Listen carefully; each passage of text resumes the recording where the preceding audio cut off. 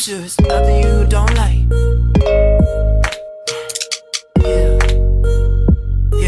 I'm sure. Hey there, boys, what's up? It's your boy Clazo, and it's been a few days since I uploaded a video. I'm sorry, it's the holidays, so I've been pretty busy out shopping and things like that. But anyway, today I'm going to bring you guys one of the better decks right now, in my opinion, which is Lithy. And there's a lot of variations on that deck right now. But I'm going to bring you mine, and I hope you guys enjoy it. It's kind of a ramp kind of deck to get Variax out, like all of them. But let's go over it. Let's hop into it. My Wraithling deck. Obviously, the synergy in this deck is to abuse your Bloodborne spell when you get it, quote-unquote, awesome. Which give your Wraithlings +4/+4, which is nice. So, the two key components to this deck is Grandmaster Variax, which is right here, which is, he's a 7-mana, 7/7 with Opening Gambit. Your Bloodborne spell is 3 and now is awesome. So basically this gives our Wraithlings +4/+4, so it basically gives us 5/5 Wraithlings, which is dope as hell. But our Bloodborne spell now costs 3. Now keep in mind that is 7 mana that we're going to have to spend to get them out. So what we're going to do is we're going to try to kind of cheat them out a little earlier with Darkfire Sacrifice. And this is a 0 mana spell, and it destroy a friendly minion. Your next minion costs 2 less. So you can abuse this 2 times in one turn to make him cost 4 less. 4 less. Can you imagine that? I've gotten them out on turn 2 before, no joke.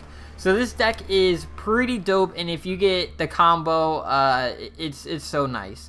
So basically, the first thing you want to do when making this deck is put in 3 Darkfire Sacrifice, 3 Variax. And yeah, after you summon your first Variax, you don't really need the second 2 anymore. I mean, they are 7/7 bodies still. But we're using them just for his Bloodborne spell, basically. But you want to run all 3 so you get a higher probability of getting him in your hand. So, yeah. So our first card we already talked about, Darkfire Sacrifice. It's one of the engines of the deck. Running all 3 of them.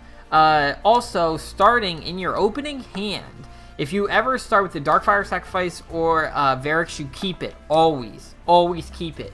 And then you want to dig for the other piece of your combo. There we go. That's what I was thinking of. Alright, next card that we're going to talk about is Ferosa. Now, we're running 3 of these, and Ferosa is pretty dope. It can give us 6/6 Wraithlings. If we don't have Variax yet, it can just buff our Wraithlings on the ground to 2/2s or 3/3s, depending on how big they are already. Running 3 of her. She's pretty dope. I would suggest not playing her on the turn that, like in the beginning. You don't want to fight for orbs with her. She's more or less a card that you want to throw down a turn before you Bloodborne spell, or a turn that you're going to Bloodborne spell is when you want to use her. But if you have to fight for orbs with her, then, you know, do it if you think you have a play. If not, I wouldn't suggest it. The next card is probably the biggest card to come out since the expansion, in my opinion. This is Cryptographer, and the reason I say that is because he's played in almost every single deck. Now, what he does is he refreshes your Bloodborne spell with Opening Gambit, which is pretty fucking dope. So, you can play this turn 1, and then on turn 2, you already have your Bloodborne spell, which is nice. And then, you know, when you have super buffed up Lily, Blightcaster, Bloodborne spells, you can, you know, use your Bloodborne spell, play him, use your Bloodborne spell again if you have enough mana, because then your Bloodborne spells 3 each. But anyways, dope card. I love him. He provides more minions on our field. It allows us to get more Wraithlings on field with our Bloodborne spell. Dope as hell. Next card I think is a pretty good staple in almost every single Abyssinian deck, which is Demonic Lure. What can I say? It's a good card. It whips away any dangerous threats near us. Very devastating against like big Lionard decks. You can whip things into the other corner. It's a really good card, running 3 of them. We're running Gloom Chaser. We're running 3 Gloom Chasers. Now, this card has a lot of... I feel like a lot of people don't like this card. And I'll tell you why I do like this card. Is because late game, this card can still provide you a very big body because of his Opening Gambit, which summons a 1/1 Wraithling.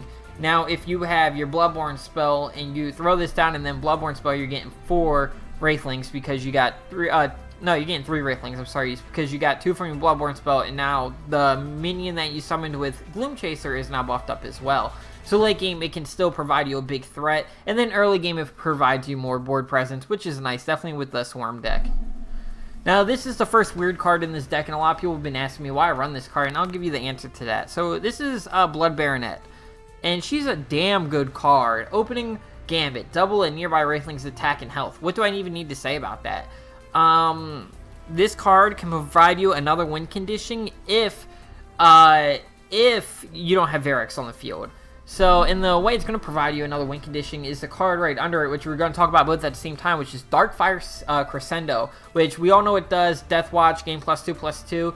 This, with Blood Baronet, is devastating. You can end games. I've gotten creatures up to like 40-40 with this. I mean, it's dope. And then, you know, if you need that little bit of damage, even end game, you can buff up your 5/5 Wraithlings with her and make it a 10/10, which is pretty dope too.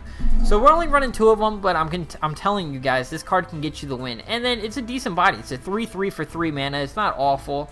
If you're player 2 and you want to, you know, fight for a tile with it, you can. Deathfire Crescendo, we're running 3 of them. Wraithling Swarm, we're running 3 of them. I'm telling you, the best play in the deck is turn 6, Wraithling Swarm, and then Bloodborne Spell for another 3, giving you 5/5 Wraithlings, which is absolutely devastating. I'm telling you, that play ends games. Blood Moon Priestess, staple in every deck. We're running 3 of them. 3 Lightbenders, because I needed some Dispel, and I like Lightbender better than Shroud, because I feel like Shroud's super weak now. And plus, Lightbender shuts down a number of strategies. Right now, it shuts down a lot of the Vath aggro, because you can get rid of the Rancors. It shuts down Obelisk decks. It shuts down any kind of Songhai deck, because they all have abilities on their creatures. Definitely like Spell High and things like that. This can shut that down. And then Backstab, this shuts down as well. So, Lightbender is great. We're running 3 of them. Shadow Sister Kalino, what can I say? She's a bag of dicks, but she's in our deck, so she's our bag of dicks. 2 Wraiths and Undervaults. Now, we're running 2 of them because I feel like we needed some draw on the deck. I feel like 1 wasn't enough, and I always wanted to draw some more, but I didn't want to put any lower draw creatures in the deck. I feel like Wraith and Undervault's very strong. Even at 6 mana, it draws to fill your action bar. Most of the time, you're not going to use this when you have 3 cards in hand. You're going to use it when you have like 1, maybe 2 cards in hand. That's when you use this. So we're only running 2 of them. I feel like that's fine. Next, Grandmaster Variax, running 3 of them, like I said. And then lastly, we're running 2 Spec Revs just to shut out the game sometimes. Everyone knows Spec Revs just too good not to run. I'm not running 3 of them. I did take 1 out just because I wanted to make some cuts here and there. And I feel like that's all you really need is 2. I'm not going to be playing 3 in a row. I'm going to be playing Grandmaster Variax if I get them, because that's our win condition. But anyways, that's my Wraithling deck. I'm going to bring you guys some games. I'm going to bring you back when I get the games, right in case I play those Mechazord decks and I lose because he turn 2's Mechazord me, because that shit's lame. So I'll catch y'all when we get a match. Alrighty, boys, we got a match against Luke Fox. Let's see what our starting hand looks like. We got 2 Cryptographers, a Shadow Sister, a Lightbender, a Blood Moon Priestess, which is nice. We could probably drop the Shadow Sister. We don't need health right off the bat. Probably drop a Cryptographer. We don't really need that either. Wraithling Swarm and another Cryptographer. Now, we don't have either piece of our combo of Darkfire Sacrifice and Variax, but we do have some other very strong pieces. If we get a Darkfire Crescendo, we're going to be looking pretty well. The reason I'm keeping Lightbender is right in case we're playing like walls, which, look at that, right off the start with the Gravity Well. That shit sucks. That into a Snow Chaser, great. That's not an option. That's fucking stupid. Okay, that's fine. That's fine. We're gonna get rid of this. Oh, now I can't, right? Fuck me. We'll drop a Cryptographer here. We don't need 2. Demonic Lure. Don't really want to waste that yet. We're gonna summon 3 Wraithlings up top, and we're gonna call that a turn. 3 Wraithlings can take these guys out, and then Snow Chasers is definitely gonna take one of them out, or it might just swing at me. Let's see. We got Variax in hand, so we got 1/2 of the combo. Just waiting on the Darkfire Sacrifice here. That was an obnoxious start. It is what it is, though. He did waste the Gravity Well. I'm not running Scorn in the deck, because who really runs Scorn in a Swarm deck? That's a really bad idea, in my opinion. So, Wall Fae might actually be trouble for us, unless we can just Lightbender. We could Lightbender right here and just wipe all 3 of these walls. But I'd rather just hit them with Wraithlings and kill them and save the Lightbender for a more immediate threat. Got something planned. He's got 4 cards in hand at 3 mana. Feanor has quite a few options at 3 mana. Blazing Spines. Okay. So we're indeed actually going to drop a we're going to drop a Lightbender right here, I think, and get rid of that. We're also going to drop a we're going to drop a Crypno. Yes. Yeah, let's just drop them, see what we get. Darkfire Sacrifice, that's great. That's great. We cannot Darkfire Sacrifice this turn. We can next turn, so I think we're going to go with the Lightbender play. Just get rid of some of these walls. Some of these aggravating walls we got here. Wraithlings didn't have anything on them anyway to dispel, so I'm not worried. Board's clear.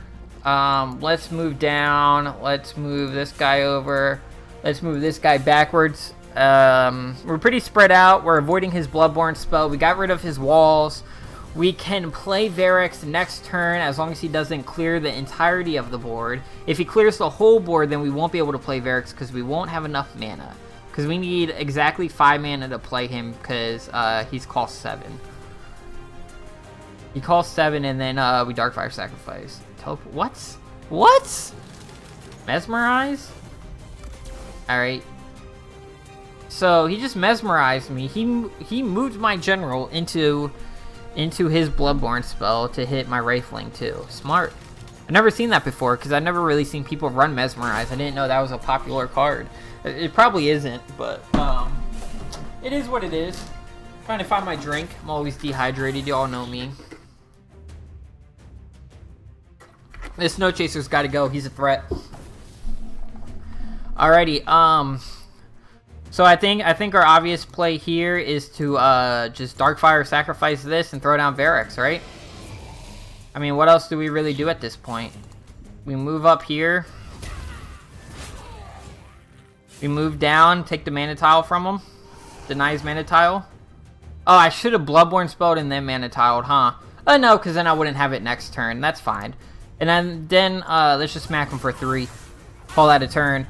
He's got 5 cards in hand. One is definitely a Snow Chaser, so we got 4 unknowns in hand. He hasn't used any Dispel yet, which is kind of worrisome because I know they have a lot of Dispel and removal options like Aspect of the Fox, Cryptomatic Cold. There's the Aspect of the Fox. That's fine. It still provides us a body. I'd rather them do that than like Dispel something and kill it.